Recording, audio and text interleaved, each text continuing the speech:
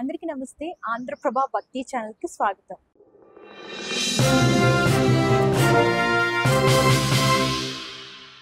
మనం శంకర మఠాలు అని వింటూ ఉంటాం. అసలు ఇవి ఎప్పుడు ప్రారంభమయ్యాయి, దీని గురించి ఈరోజు తెలుసుకుందాము. మనతో పాటు ప్రముఖ ఆధ్యాత్మికవేత్త అయినటువంటి బంగారయ్య శర్మ గారు ఉన్నారు. నమస్తే గురుగారు. నమస్తే అమ్మా. మనం శంకర మఠాలు అని వింటూ ఉంటాము. అసలు ఇవి ఎప్పుడు ప్రారంభమయ్యాయి గురువు గారు? ఇవి ఎక్కడెక్కడ ఉన్నాయి? శంకారూపేణ మచ్చిత్తం పంకీకృతమభూద్యయా కింకరీయస్య సామాయ శంకరాచార్యమాశ్రయే. ఆదిశంకర భగవత్పాదాచార్యుల వారు వైశాఖ శుద్ధ పంచమి నాడు వారు ఉద్భవించడం జరిగింది.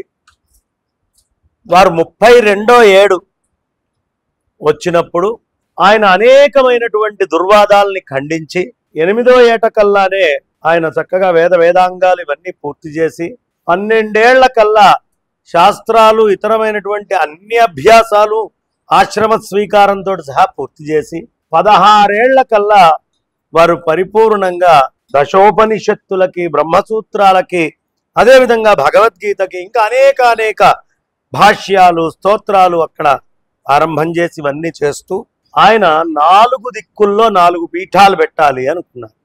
మనకి 4 దిక్కులు ఏమిటి?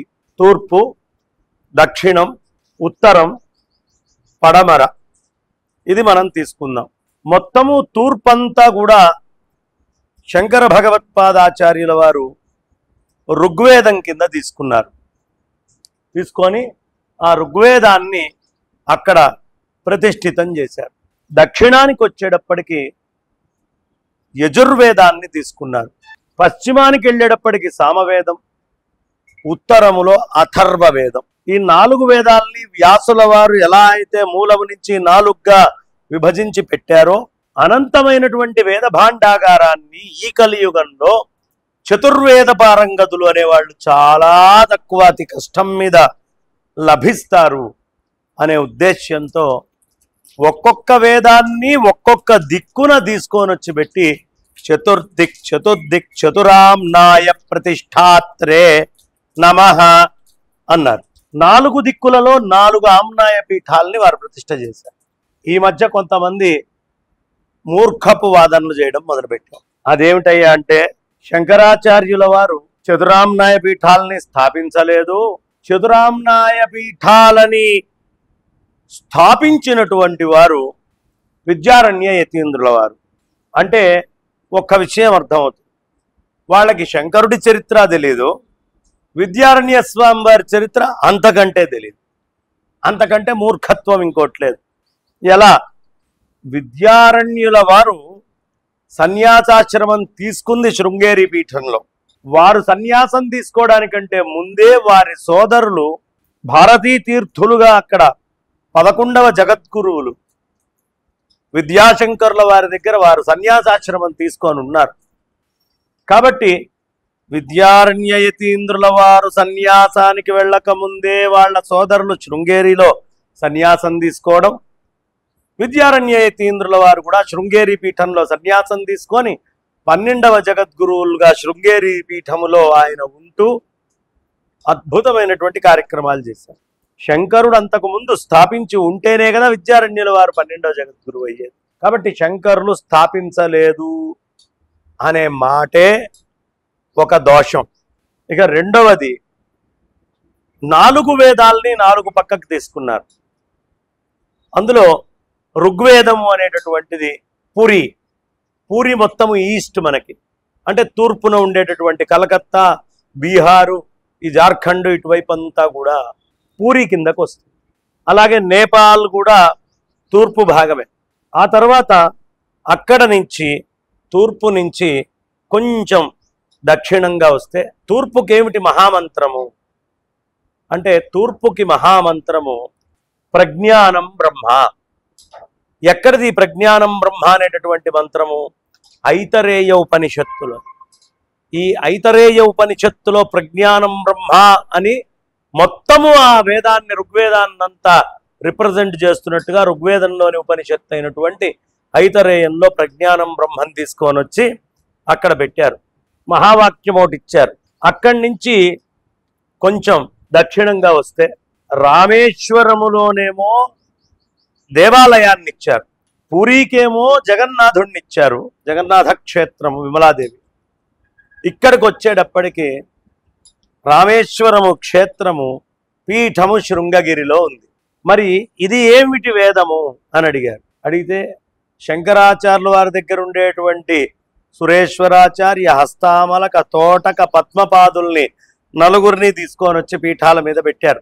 పెడుతూ ఇక్కడ ఉన్నటువంటి పీఠము దక్షిణంలో సురేశ్వరాచార్యుల వారిని తీసుకొచ్చారు. మానసోల్లాసం రాసినటువంటి మహానుభావుడు ఆయన.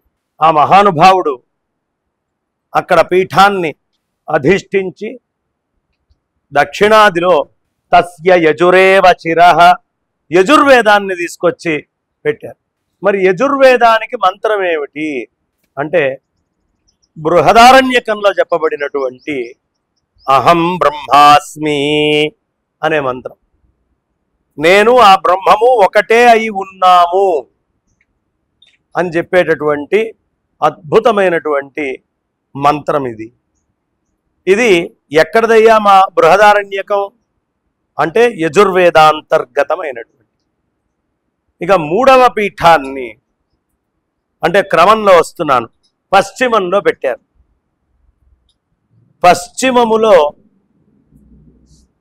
సామవేద ప్రధానంగా అక్కడ ఉండేటటువంటి మొత్తాన్ని ఏర్పాటు చేసి ఛాందోగ్యంలోని మహామంత్రమైనటువంటి తత్వమసిని తీసుకున్నారు. ద్వారకకి ఎవరండి? కృష్ణ పరమాత్మ. ఆ క్షేత్రాన్ని అక్కడ ఆధారం చేసుకొని అక్కడ అద్భుతమైనటువంటి పీఠాన్ని పెట్టారు. ద్వారక. ద్వారక నిలయ జనార్దన కారుణ్యముతోడ మము కావుము కృష్ణ ద్వారక నిలయ జనార్దన అన్నారు. కాబట్టి అక్కడ ఒక పీఠాన్ని పెట్టారు. ఆ పీఠానికి ఛాందోగ్యంలోని మహామంత్రాన్ని తత్వమసి అనేటటువంటి మంత్రాన్ని తీసుకొని ఆ మంత్రాన్ని ప్రధానంగా అక్కడ పెట్టి అక్కడ ఒక పీఠాన్ని ఏర్పరిచారు. ఇక ఉత్తరానికి వచ్చేటప్పటికి బదరి అథర్వణ వేదాన్ని తీసుకున్నారు. అయమాత్మా బ్రహ్మ ఈ అద్భుతమైనటువంటి వాక్యాన్ని అక్కడ ఆధీనంగా తీసుకొని ఈ అయమాత్మా బ్రహ్మ అనేటటువంటి దాన్ని ఆయన ప్రధానంగా అక్కడ మంత్రం కింద పెట్టారు. ఈ అయమాత్మా బ్రహ్మ అనేటటువంటిది చాలా విశేషమైనటువంటి మంత్రము.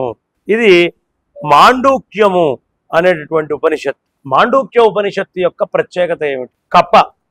కప్ప ఏం చేస్తుందమ్మా? ముందరికి ఎగిరేటప్పుడు ఒక్కరో ఇట్లా వెనక్కి వెళ్ళి ముందరికి ఎగురుతుంది. అంతర్ముఖుడివై అయమాత్మా బ్రహ్మ, నేనే ఆ బ్రహ్మము, ఆ బ్రహ్మమే నేను అనే జ్ఞానాన్ని పొందవయ్యా అని ఆ మంత్రాన్ని తీసుకొని వచ్చి పెట్టి బదరిలో విశాల నగరంలో ఈ పీఠాన్ని ఏర్పాటు చేశారు శంకర భగవత్పాదాచార్య. కానీ దీంట్లో చాలా పెద్ద మర్మం ఉంది. అదేమిటయ్యా అంటే 4 ప్రదేశాలు ఆయన ఎంచుకున్నారు.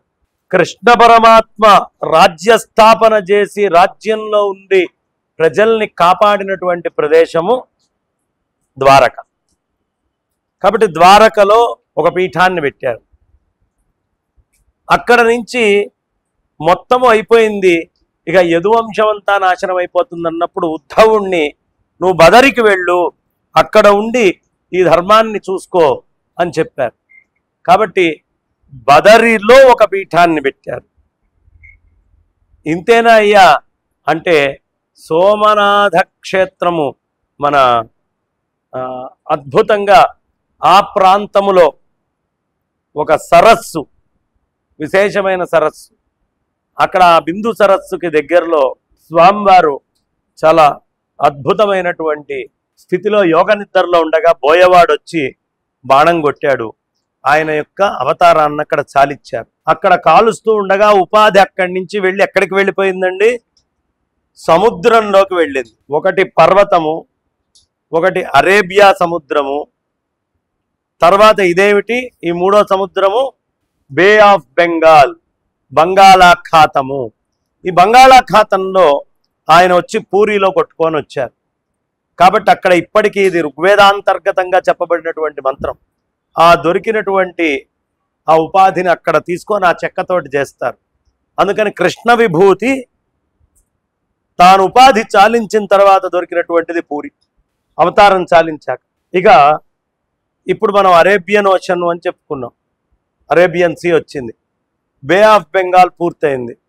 ఈ బే ఆఫ్ బెంగాల్ కూడా వచ్చి కలిసేటటువంటి ప్రదేశమే రామేశ్వరము.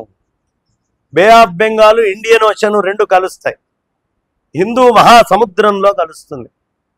కాబట్టి ఆ రామేశ్వర క్షేత్రాన్ని పెట్టి శృంగగిరిలో పీఠాన్ని ఏర్పాటు చేశారు జగద్గురువులు. అత్యంత వైభవంగా ఈ చతురామ్నాయ పీఠ వ్యవస్థని చేసి మనందరినీ కాపాడినటువంటి మహానుభావుడు ఆదిశంకర భగవత్పాదాచార్యులు వారు. ఆయన గురించి మాట్లాడాలన్నా, ఆయన విషయం తీసుకోవాలన్నా ఒక అర్హత ఉండాలి. అనవసరమైనటువంటి విద్వేషాలతో జగద్గురువుల గురించి ఎవరూ మాట్లాడకూడదు.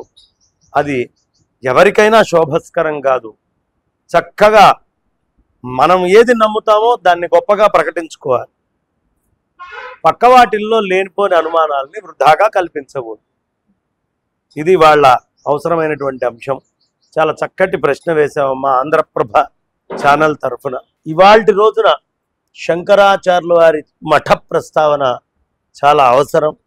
ఈ 4 మఠాలని 4 వేదాలుగా, 4 వేదాల్లో మహావాక్యాలని గుర్తుగా తీసుకొని వచ్చి ఆయన దగ్గర ఉండేటువంటి 4 శిష్యుల్ని పెట్టి మఠాంనాయము, మఠానుశాసనము అనేటటువంటివి ఏర్పాటు చేసి అద్భుతంగా ఈ చతురామ్నాయ పీఠ రచన చేశారు ఆదిశంకర భగవత్పాద ఆచార్యులు. ఆమ్నాయ పీఠాలు అంటూ ఉంటారు కదా గురుగారు, సో అవి అంటే ఏంటి గురుగారు, దాని అర్థం చెప్పండి. ఆమ్నాయము అంటే వేదము. అందుకే శంకరాచార్యులు వారు చెప్పారు పీఠాలు ఎన్ని అంటే మళ్ళీ భవిష్యత్తులో అనుమానాలు రావచ్చు. ఆమ్నాయా చత్వార పీఠాశ్చత్వార. ఆమ్నాయాలు 4, పీఠాలు కూడా 4. ఏమిటి ఆమ్నాయాలు? వేదాలు 4, రుక్కు యజుస్సామ అథర్వ. ఈ 4 వేదాలు. 4 వేదాల్లో ఉండేటువంటి ఒక్కొక్క ఉపనిషత్తులో నుంచి ఒక్కొక్క మంత్రాన్ని తీసుకొని ఒక్కొక్క పీఠానికి గుర్తుగా పెట్టారు. ఇదే ఆమ్నాయ పీఠము యొక్క వైశిష్ట్యము, వైభవం. చాలా చక్కగా వివరించారు గురుగారు. ధన్యవాదాలు. ధన్యవాదాలు.